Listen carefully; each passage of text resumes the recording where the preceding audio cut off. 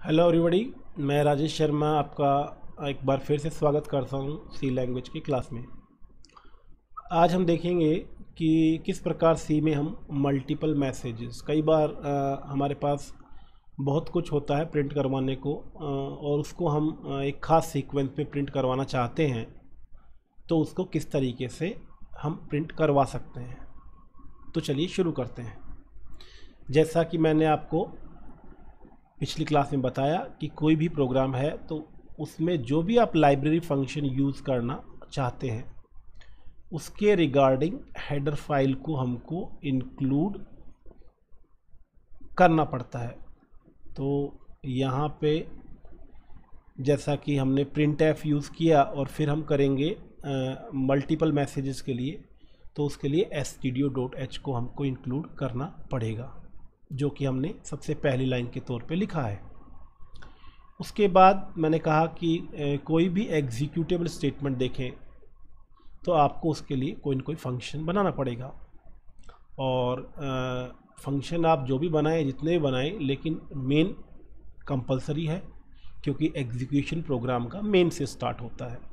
तो यहाँ पे हम वॉइड मेन, जो कि आपके एग्जीक्यूशन के वक्त ऑपरेटिंग सिस्टम द्वारा प्रोग्राम के एंट्री पॉइंट के तौर पे कॉल किया जाता है। यहाँ पे वॉइड ये बताता है कि ये जो फंक्शन है वो किसी तरह का रिज़ल्ट आपका रिटर्न नहीं करेगा, या जो उसको कॉल करेगा उसको बदले में एग्जीक्यूशन ख़त्म होने के बाद कुछ भी वापस नहीं देगा। मतलब किसी भी तरह का रिज़ल्ट, चाहे वो इंटीजर फॉर्म में हो, रियल फॉर्म में हो, या स्ट्रिंग की फॉर्म में हो, किसी भी फॉर्म में हो, वो कुछ रिटर्न नहीं करने वाला है। वॉइड का मतलब नथिंग। देन यहाँ पे मतलब यही है कि मेन कुछ भी रिटर्न नहीं करेगा ऑपरेटिंग सिस्टम को। और आप देखेंगे कि हर फंक्शन जो होता है सी के अंदर, अभी तो हम मेन ही देख रहे हैं, हर फंक्शन के आगे एक रिटर्न टाइप होती है जो ये बताती है कि ये फंक्शन जो उसको कॉल करेगा उसको क्या रिटर्न करेगा या किस तरह की वैल्यू रिटर्न करेगा। और जिस सूरत में कि कोई फंक्शन कुछ भी रिटर्न नहीं करेगा तो वहाँ पे वॉइड ही लिखा जाता है। अब हम 3 मैसेज मैं इसमें प्रोग्राम में लेना चाहता हूँ, वेलकम, हेलो वर्ल्ड और बाय।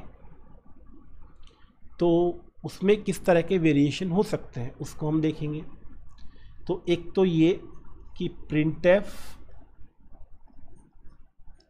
सबसे पहले आपने मान लीजिए लिखा वेलकम,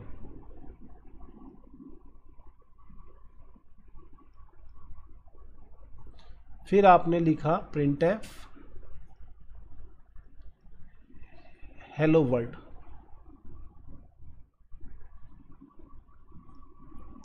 और फिर आपने लिखा प्रिंटफ में मान लीजिए बाय। तो जब आप इस प्रोग्राम को एग्जीक्यूट करवाएंगे, और ध्यान रखिए कोई भी प्रोग्राम एग्जीक्यूट करवाने से पहले उसको कंपाइल करना कंपलसरी होता है। तो कई आपके प्लेटफॉर्म जो है जहाँ पे आप सी चलाएंगे वहाँ पे कंपाइलेशन और एग्जीक्यूशन साथ भी हो जाता है। आप चाहेंगे तो कंपाइलेशन अलग से हो जाएगा, देन आफ्टर आप एग्जीक्यूशन अलग से करवा सकते हैं।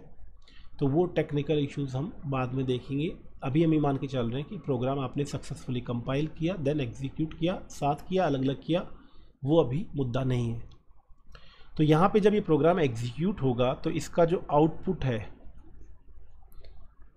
जो कि आप सोच रहे होंगे कि हेलो वेलकम आएगा सबसे पहले, क्योंकि प्रोग्राम में जो है वो आप देखेंगे सीक्वेंस होता है, और जो सीक्वेंस है उसी सीक्वेंस में आपकी स्टेटमेंट्स एग्जीक्यूट होती हैं। इसमें हमने कोई ख़ास तरह का स्ट्रक्चर यूज़ नहीं किया है, तो ये सीक्वेंशियल स्ट्रक्चर ही है, मतलब 1 बाय 1 स्टेटमेंट्स एग्जीक्यूट होंगी। तो सबसे पहले आपका आएगा वेलकम, देन आपका आएगा हेलो वर्ल्ड, और देन आपका आएगा बाय। हो सकता है आप में से ज़्यादातर लोग ये नहीं सोच रहे हों, वही सोच रहे होंगे कि हेलो वर्ल्ड जो है वो उससे पहले वेलकम आएगा, उसके नेक्स्ट लाइन में आपका हेलो वर्ल्ड आएगा, और सबसे आखिरी लाइन में बाय आएगा। तो देखिए सी में जो ख़ास तौर से फंक्शन प्रिंटफ है, वो ऑटोमेटिकली न्यू लाइन में आउटपुट नहीं देता है। प्रिंटफ हमेशा जो कर्सर की लास्ट पोजीशन थी, जैसे पहली बार में तो कर्सर सबसे ऊपर ही होता है स्क्रीन पे, अपर लेफ्ट कॉर्नर में टॉप पे होता है, तो वहाँ से प्रिंटिंग स्टार्ट होती है या आउटपुट शो करना वो स्टार्ट करता है। लेकिन नेक्स्ट जब भी प्रिंटफ आएगा तो वो उसका आउटपुट जो लास्ट पोजीशन थी कर्सर की वहाँ से ही शुरू करेगा, यानी वो ऑटोमेटिकली न्यू लाइन इंसर्ट नहीं करता या आउटपुट को नई लाइन में नहीं लिखेगा। अब आप कहते हैं कि नहीं, हमको ठीक है आउटपुट तो यही चाहिए लेकिन हमको तो अलग अलग लाइन में चाहिए, तो आपको थोड़ा उसमें सुधार करना होगा। इसके लिए सी में स्पेशल जो है वो आपके कह दीजिए कैरेक्टर कांस्टेंट्स होते हैं, उनको आप इस्तेमाल कर सकते हैं, या स्पेशल जो है सीक्वेंस ऑफ लेटर्स होता है उनका इस्तेमाल कर सकते हैं। तो यहाँ पे अगर आप चाहते हैं कि आउटपुट जो है वो नई लाइन में आए तो आप देखिए क्या कर सकते हैं। हेलो वर्ल्ड आपको प्रिंट करवाना है तो उसके बाद आप /n ऐड कर दीजिए। /n एक स्पेशल सीक्वेंस है जो ये बताता है कि आपका ये प्रिंट होने के बाद जो कर्सर है वो नई लाइन में चला जाएगा। ऐसे ही इसके पीछे भी मैं /n लगा देता हूँ।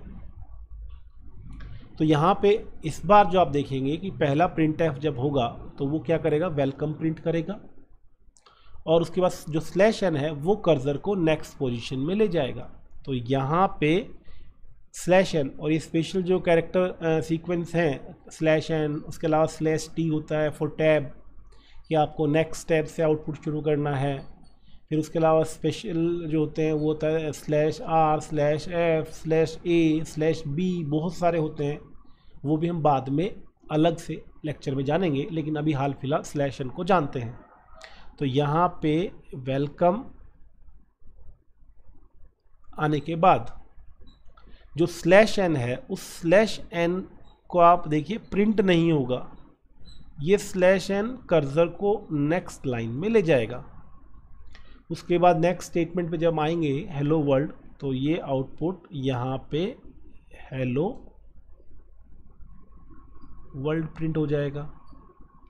और फिर /n है तो ये /n प्रिंट नहीं होगा, फिर ये कर्सर को आपके नेक्स्ट लाइन में ले जाएगा। देन नेक्स्ट लाइन में बाय प्रिंट होगा, बाय के बाद कोई /n नहीं है तो कर्सर न्यू लाइन में नहीं जाएगा, लेकिन उसका कोई इम्पोर्टेंस भी नहीं है क्योंकि नेक्स्ट लाइन में ही आपका प्रोग्राम जो है या मेन जो है वो टर्मिनेट हो रहा है। तो यानी कि ओवरऑल जो आपको आउटपुट दिखाई देगा वो आपको कुछ इस तरह का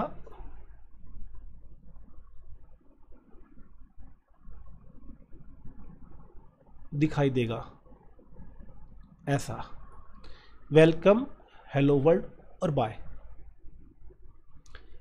अब इसको भी आप कई तरीके से और करवा सकते हैं, जैसे आपने जो /n लिया है वो /n जरूरी थोड़ी है कि आप पीछे ही लगाएं, वो आप थोड़ा डिफरेंट वे में भी लगा सकते हैं। कैसे, जैसे आपने पहले लिखा वेलकम, चलिए तो पहली लाइन में आपके आउटपुट में वेलकम लिखा हुआ आ जाएगा।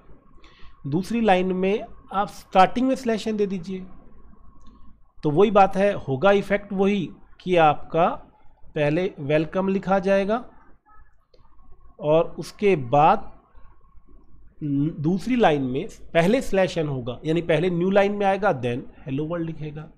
ऐसे ही फिर थर्ड स्टेटमेंट जब एग्जीक्यूट होगी तो पहले न्यू लाइन में आएगा एंड देन बाय। तो आप देखेंगे कि इसके अंदर जो है यही आउटपुट आपका आ जाएगा, वेलकम फर्स्ट लाइन में, देन कर्सर अभी भी फर्स्ट लाइन में रुका हुआ है। फिर सेकेंड स्टेटमेंट जब एग्जीक्यूट होती है उसमें सबसे पहले /n जो सीक्वेंस है वो कर्सर को फोर्स करेगा न्यू लाइन में आने के लिए, फिर हेलो वर्ल्ड लिखा जाएगा। फिर जब तीसरी लाइन एग्जीक्यूट होगी तो उसमें जो /n है वो फोर्स करेगा कर्सर को फिर नीचे वाली लाइन में या नेक्स्ट लाइन में आने के लिए देन बाय लिखा जाएगा। उसके बाद आपका प्रोग्राम टर्मिनेट हो जाएगा और आउटपुट उसी प्रकार से आपको दिखेगा। अब यही चीज़ आप एक तरीके से और भी कर सकते हैं कि आप एक ही printf लिखें और उसमें ये आपका आउटपुट ऐसा का ऐसा आ जाए। तो ये इस तरीके से हो सकता है कि आप printf एक ही लिख दीजिए जिसमें welcome /n hello world /n then bye.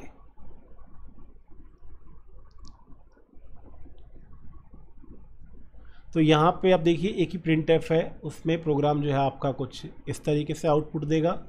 पहले वेलकम लिखेगा फर्स्ट लाइन में, देन /n आ गया तो वो नई लाइन में नेक्स्ट लाइन में आ जाएगा कर्सर, फिर हेलो वर्ल्ड लिखा जाएगा, फिर /n फिर न्यू लाइन में आ जाएगा और देन बाय। तो ये भी आपका वही आउटपुट देगा। अच्छा, कभी आपको अगर मान लीजिए वही है कि आपने देखा कि इसमें जहाँ पे भी आपको न्यू लाइन में आपको नेक्स्ट आउटपुट फोर्स करना है तो आप /n या तो प्रीवियस आउटपुट के लास्ट में लगा दीजिए या /n का इस्तेमाल जो नेक्स्ट आउटपुट न्यू लाइन में आपको चाहिए उसके स्टार्टिंग में लगा दीजिए। तो इस तरीके से हम क्या कर सकते हैं, मैसेजेस को एक ख़ास फॉर्मेट में प्रिंट आउट में या आउटपुट में ला सकते हैं। तो ये था आपका आज की क्लास में कि किस तरीके से हम मल्टीपल मैसेज, एक से ज़्यादा मैसेजेस जो हैं वो सी लैंग्वेज में प्रिंट करवा सकते हैं और उनका सीक्वेंस और ख़ास तौर से उनकी प्रिंटिंग किस तरीके से हो कि वो साथ साथ आए, अलग अलग आए, न्यू लाइन में आए, तो वो अलग अलग, तो वो सारी चीज़ें हम यहाँ पे कंट्रोल कर सकते हैं। और ये तो /n मैंने आपको एक स्पेशल सीक्वेंस बताया कैरेक्टर्स का जो कि न्यू लाइन के लिए बना है। इसी तरीके से हम बाद में बात करेंगे जिसमें /t /r /b /a उसके बारे में बताऊंगा मैं आपको। और बहुत सारे सीक्वेंसेस हैं जो कि आपके लिए काफ़ी हेल्पफुल हो सकते हैं आपके प्रोग्राम के आउटपुट में, इनपुट में और कई जगह जहाँ भी फंक्शंस आपके फॉर्मेटिंग अलाउ करते हैं। तो ये था हमारी आज की सी क्लास का पर्पस कि हमने देखा कि किस तरीके से हम एक सी प्रोग्राम में मल्टीपल मैसेजेस प्रिंट करवा सकते हैं। तो आज के लिए इतना ही। आज का लेक्चर देखने के लिए आपका बहुत बहुत धन्यवाद। Thank you.